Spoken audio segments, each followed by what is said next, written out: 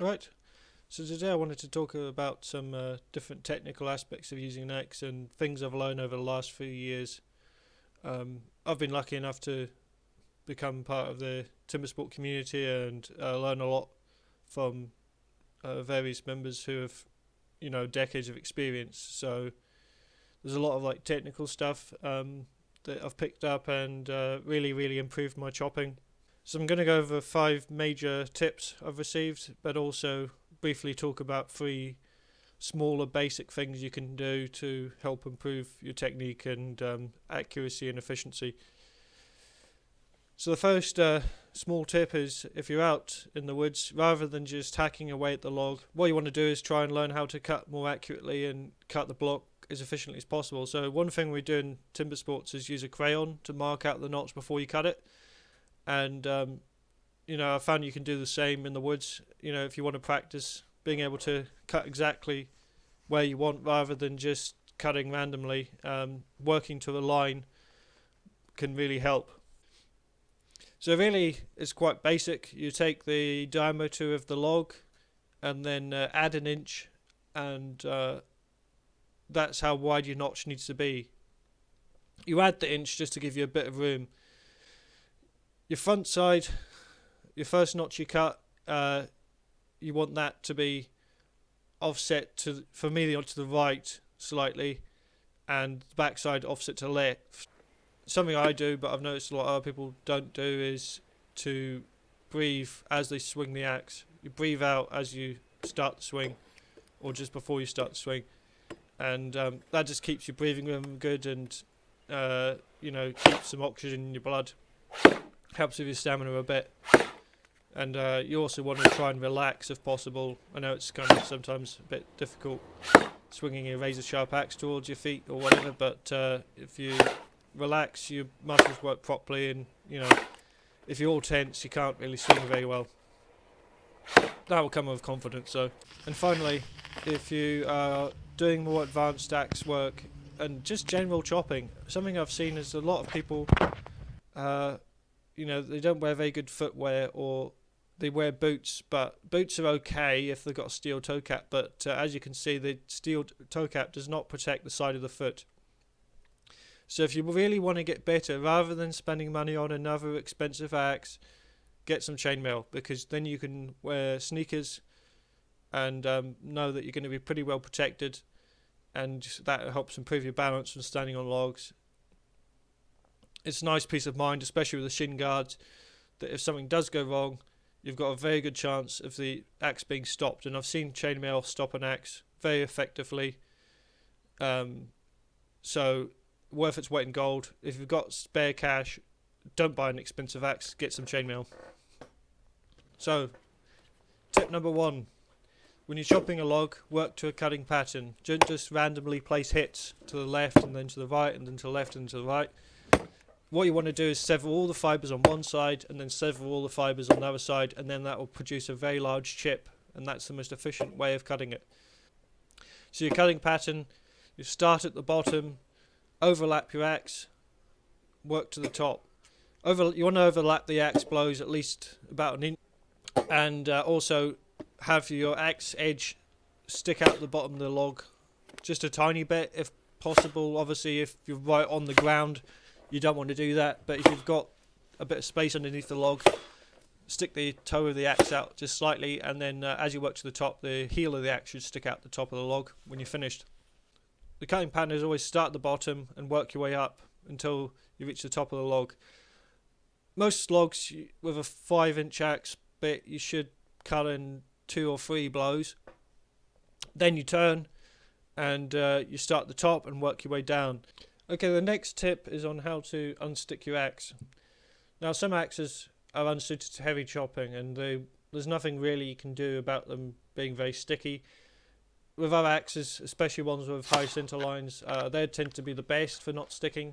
A lot of it depends on what wood you're cutting and how you've ground the axe, and the axe geometry. Some axes are just inherently more sticky than others, but for different applications, those axes come into their own. Now, I've seen some people online say that they're having problems with their axe sticking and ask for advice, and then they get advice to just hit softer, like so the axe doesn't go in as deep and therefore gets stuck.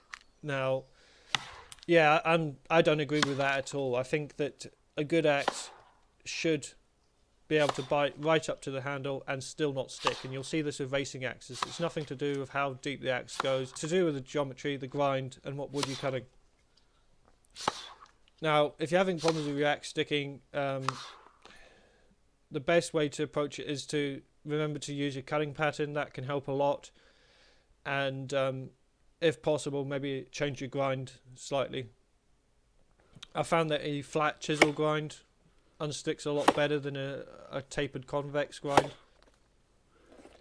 Longer, thinner axes tend to stick more as a general rule. So if you're having a lot of problems with sticking, maybe consider getting a shorter bitted, thicker axe.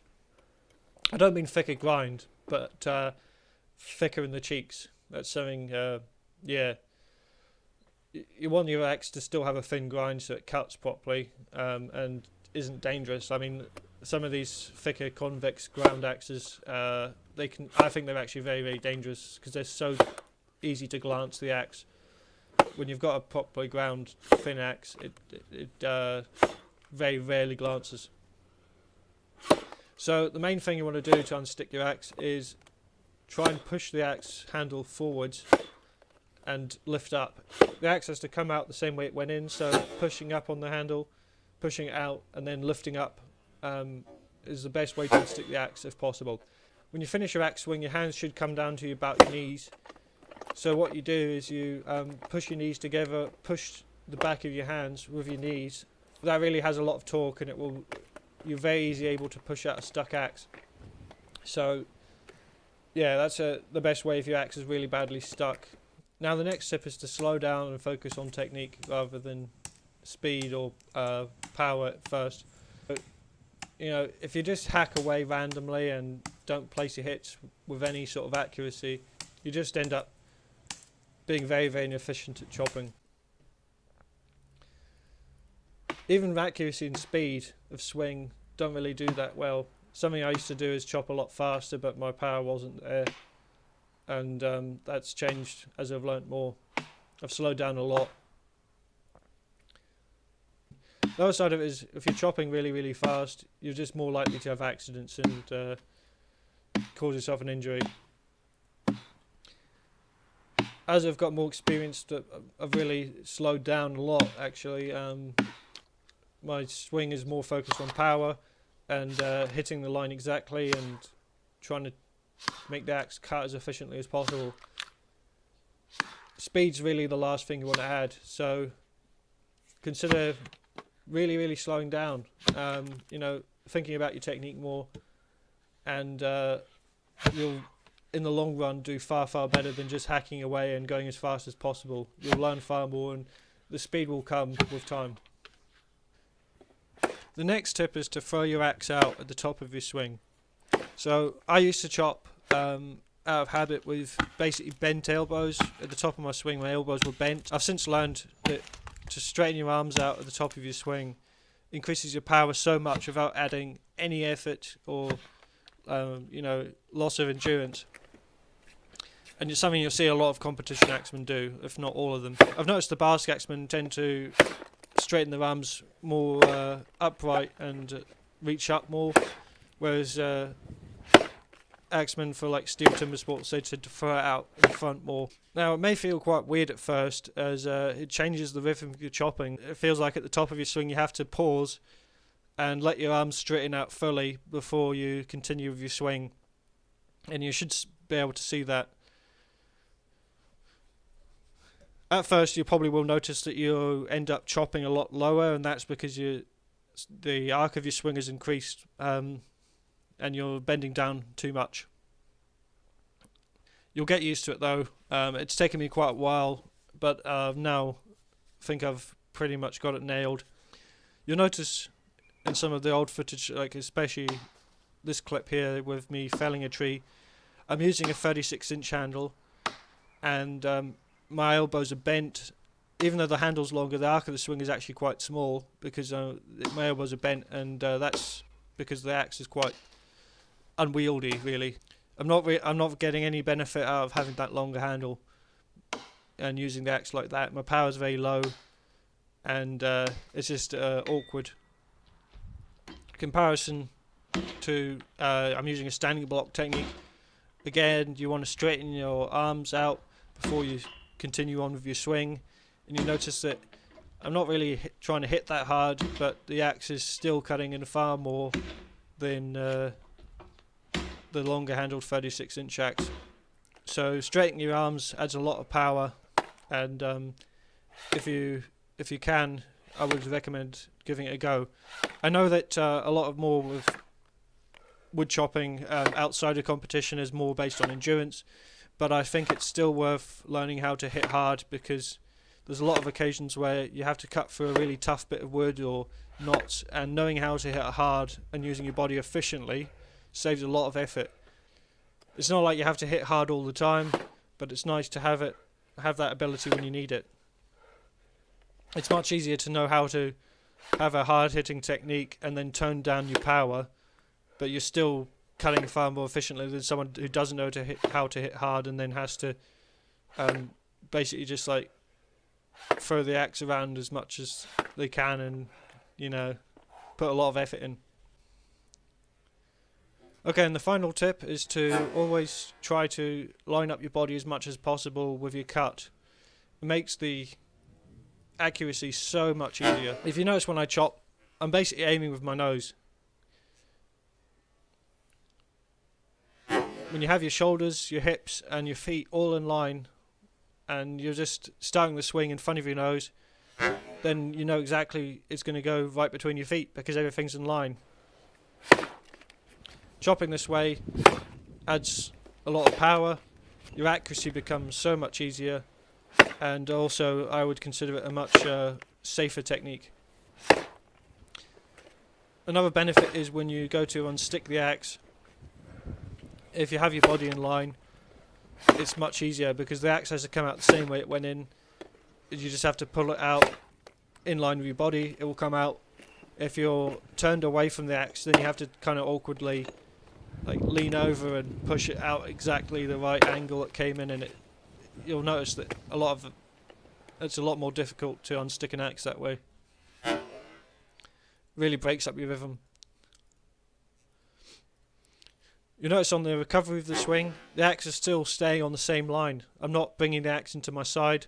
Bringing your axe into your side is sometimes preferable with longer handles, but for a short handle, if you keep that axe in line, you're not going to have any issues with accuracy, because the axe is just travelling in the same path back and forth. It's not being moved.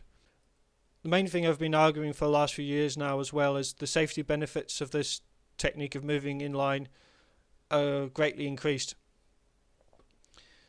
If you don't have chainmail and all you've got are steel-toed boots, by moving your feet in line with the axe, you're much more likely to prevent injury to the side of the foot. The side of the foot is unprotected, and it doesn't matter what you're wearing, boots with steel toes, thick leather, your risk of injury is very high if you have your feet spread apart like that, and you won't get any benefit from the steel toe cap.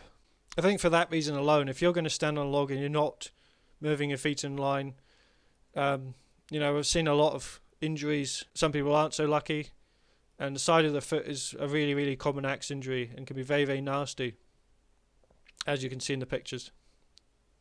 So I'm not that great of an axeman comparatively to some of the more experienced Timbersport guys. For the last few years I've learned so much and improved so much as well by following some of these tips. Now the most important thing, of course, is if you're using an axe, is you are safe and you have fun. If you're not in Timbersports, you don't need to worry too much about doing the techniques absolutely 100% right. But if you're interested in improving, hopefully these have helped you. And if anyone has any questions, I'll do my best to answer, either in a comment, or if it's a big question, I'll make a video on it. So if you guys enjoyed this video and found it helpful, please go and check out Owen Jarvis's channel. I'll put a link in the description, and some of the clips used in this video were from his channel. He's got a lot more wood chopping and axes if you're interested, so definitely check him out. And I hope this was helpful.